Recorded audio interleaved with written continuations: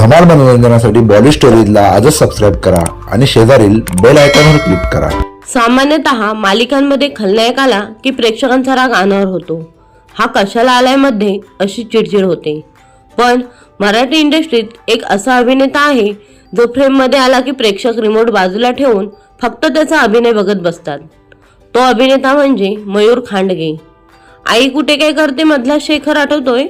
संजनाचा नवरा असूनही अरुंधतीला नेहमी साथ देणारा, स्पष्ट वक्ता आणि मनाचा सच्चा माणूस। तेव्हा वाटायचं माणूस असावा तर शेखर सारखा। प्रेक्षकांनी त्या भूमिकेला अक्षरशः डोक्यावर घेतलं होतं। मग त्यांनी ठरलं तर मग मधला महिपत शिकरे साकारला। डोळ्यात अंगार, चेहऱ्यावर एक विक्षिप्त हास्य आणि आवाजात तो जरब। महिपतच्या भूमिकेत त्यांनी असा काही जीव ओतला होता की तो खलनायक असूनही प्रेक्षकांना आपला वाटू लागला।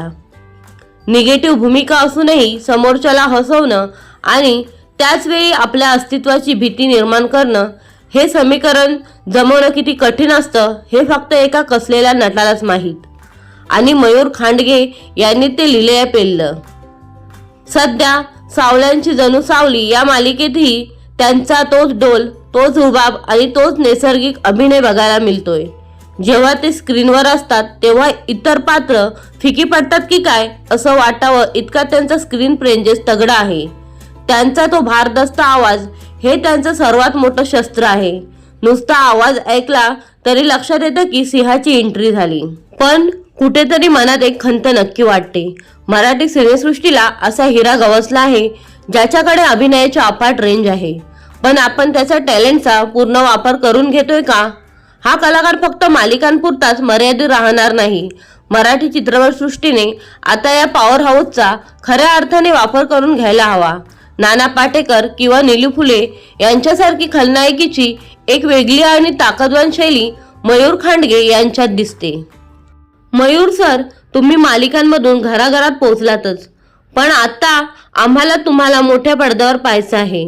मोठ्या सिनेमांमध्ये लीड विलन किंवा चरित्र भूमिकेत राज्य करताना बघायचं आहे।